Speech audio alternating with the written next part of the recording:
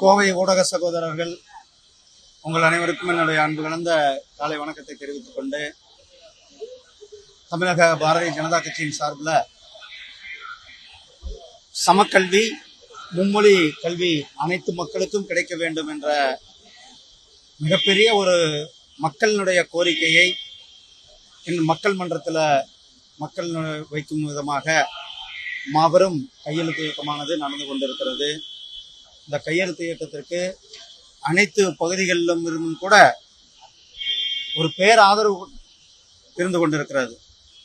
அரசாங்கம், காவல்துறையினுடைய தடைகள்லாம் மீறி கூட ஒரு மிகப்பெரிய அளவில் மக்கள் ஆதரவு கொடுத்து கொண்டிருக்கிறார்கள்.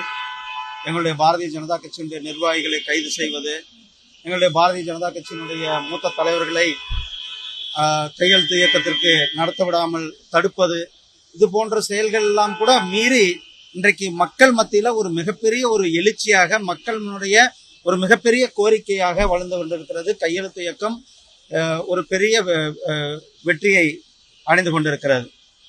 அதே போல தமிழகத்தில் பொறுத்தளவுக்கு நேற்றைக்கு மரியாதைக்குரிய மாண்புமிகு உள்துறை அமைச்சர் அவர்களுடைய வருகை, அவருடைய நேற்றைக்கு அங்கு வந்து தக்கோலத்தில் இருக்கிற சிஐஎஸ்எஃப்னுடைய நிகழ்ச்சியில கலந்து கொண்டார்கள்.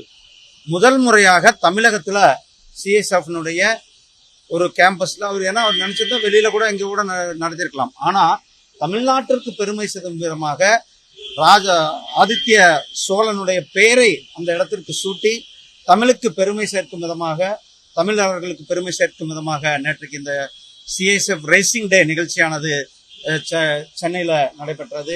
அதில் ஒரு கருத்தை சொல்லியிருந்தார்கள். அனைத்து மற்ற மாநிலங்களெல்லாம் பொறியியலும் அதே போல மருத்துவ கல்லூரியிலும் தாய்மொழியில கற்றுக் கொடுக்க வேண்டும், தமிழ்ல கற்றுக் கொடுக்க வேண்டும் என்று கடந்த 2 ஆண்டுகளாக சொல்லியிருக்கிறார். அவர் எப்பொழுதும் தமிழ்நாட்டுக்கு வருகிறாரோ அப்பொழுதும் அவருடைய ஒரு மிகப்பெரிய கோரிக்கையாக அவர் வைத்துக் கொண்டிருக்கிறார்கள். ஆனால் தமிழ்நாடு அரசாங்கம் இவர் தமிழ் என்று பேசுகிறார்கள் ஒழிய தமிழுக்கு எதையும் செய்வதில்லை. குறிப்பாக இன்றைக்கு தமிழுக்கு உலகம் முழுவதும் தமிழுக்கு ஒரு மிகப்பெரிய அங்கீகாரத்தை, தமிழுக்கு பெருமை சேர்த்துக் கொண்டிருப்பது பாரதிய ஜனதா கட்சி, மாண்புமிகு பிரதமர் திரு நரேந்திர மோடிஜி அவர்கள் தான். அதனாலதான் நேற்றைக்கு நடந்த அந்த விழாக்கள் கூட அந்த கேம்பஸுக்கு ராஜா ஆதித்ய சோழன் அவர்களுடைய பெயரை நாம் சூட்டியிருக்கோம். பாரதியாருக்கு இந்து பனாரஸ் யூனிவர்சிட்டியில பாரதியார் இருக்கை அமைத்து கொடுத்திருக்கிறோம். அது மட்டுமல்ல, உலகம் முழுவதும் திருவள்ளுவருக்கு கலாச்சார மையங்களை அமைத்திருக்கிறோம். அது மட்டுமல்ல, காசி தமிழ் சங்கமும் சௌராஷ்டிரா தமிழ் சங்கமும், அதுபோல உலகத்துல இன்றைக்கு தமிழ் தான் பழமையான மொழி, தமிழ் தான் தொன்மையான மொழி. தமிழ்ல உலகம் முழுவதும் எடுத்து செல்கின்ற ஒரு அரிய பணியை நம்முடைய மாண்புமிகு பிரதமர் திரு நரேந்திர மோடிஜி அவர்கள் செய்து கொண்டிருக்கிறார்கள் என்பதை ஸ்டாலின் அவர்கள் உணர வேண்டும். இன்றைக்கு பொதுமக்கள் 3 மொழி வேணும். ஏன்னா மெட்ரிகுலேஷன் ஸ்கூல்ல படிக்கிறவங்க 3 மொழி படிக்கிறாங்க.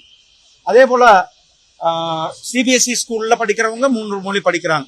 அப்போ சாதாரண அரசு பள்ளிகள்ல படிக்கிற மாணவர்களுக்கு இந்த உரிமை மறுக்கப்படுவது ஏன்? அப்ப பணம் வச்சிருக்கிறவங்களுக்கு அவர்கள் வேற எந்த மொழி வேணாலும் கத்துக்கொள்ள வாய்ப்பு இருக்கிறது. ஆனால் பணம் இல்லாத ஏழை எளிய மக்கள், வசதியற்ற மக்கள், பட்டியலின மக்கள், வறுமை கோட்டுக்கு கீழ் உள்ள மக்கள் அதிகமாக அரசு பள்ளிகள்ல படித்துக் கொண்டிருக்கிறார்கள். அப்ப அந்த மாணவர்களுக்கு அவர்களுக்கான அந்த இன்னொரு மொழியை கற்கின்ற அந்த வாய்ப்பை இவர்கள் ஏன் மறுக்க வேண்டும்?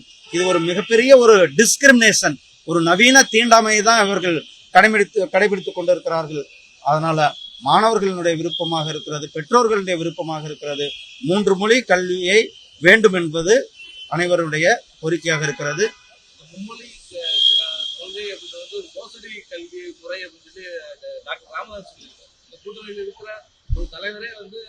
நாங்க எங்களுடைய இதுல கரெக்டா இருக்கிறோம். 3 மொழி வேணும் என்பது பாரதிய ஜனதா கட்சி. ஏன்னா பாருங்க, கூட்டணி என்பது ஒவ்வொரு கட்சிக்கும் ஒவ்வொரு கொள்கைகள் இருக்கிறது. கூட்டணி என்பது தேர்தல் நேரத்துல இணைந்து செயல்படுவது. அதனால எங்களுடைய கட்சியினுடைய மிக முக்கியமான இது, நாங்கள் மும்மொழி கொள்கை வேண்டும் என்று சொல்லுவோம். யாரு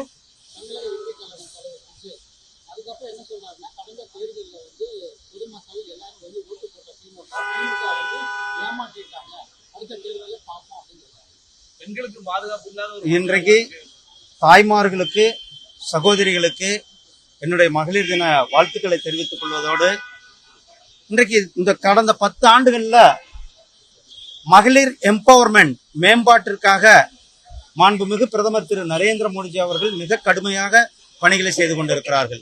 வரலாற்று சிறப்புமிக்க 33% இடஒதுக்கீடை சட்டமன்றத்திலும் பாராளுமன்றத்திலும் கொண்டு வந்திருப்பது நம்முடைய மாண்புமிகு பிரதமர் திரு நரேந்திர மோடிஜி அவர்கள். அது மட்டுமல்ல, கிட்டத்தட்ட 10 கோடி பேருக்கு இலவச கேஸ் கனெக்ஷன் கொடுக்கப்பட்டிருக்கிறது. பிரதமருடைய அனைவருக்கும் வீடு கட்டும் திட்டத்தினுடைய வீட்டினுடைய பட்டா நம்மளுடைய தாய்மார்கள் பேர்ல கொடுக்கப்படுகிறது. முத்ரா லோன்ல கிட்டத்தட்ட 70% பயனாளிகள் நம்மளுடைய தாய்மார்களாக இருக்கிறார்கள். அதே போல செல்ஃப் ஹெல்ப் குரூப்புக்கான கொடுக்கப்படுகின்ற லோன்கள்ல அதிகமான நம்மளுடைய தாய்மார்கள் இருந்து கொண்டிருக்கிறார்கள். இன்றைக்கு சந்திராயன் அந்த இயக்கத்துல மிக முக்கிய பங்கு வகிப்பது நம்மளுடைய தாய்மார்களாக இருக்கிறார்கள்.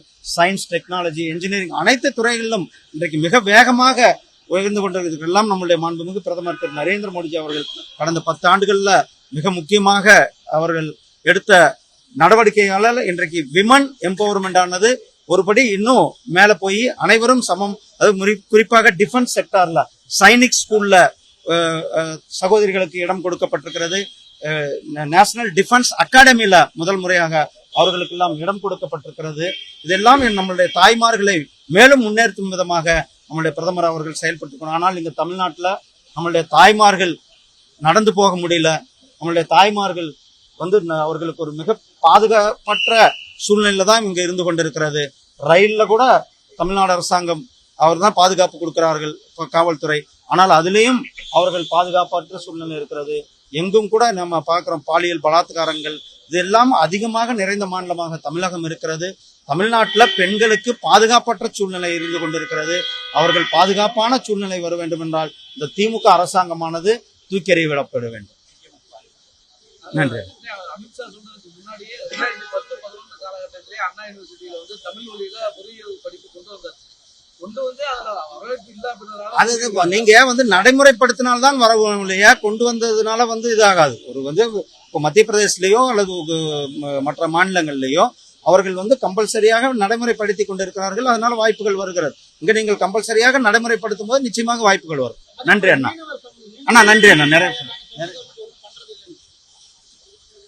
மீனவர்கள் பொறுத்தளவுக்கு, ஏன்னா நான் முன்னாடி மீன்வளத்துறை அமைச்சராக இருந்தா, அதனால நான் பதில் சொல்ல போனா நல்லா இருக்காது.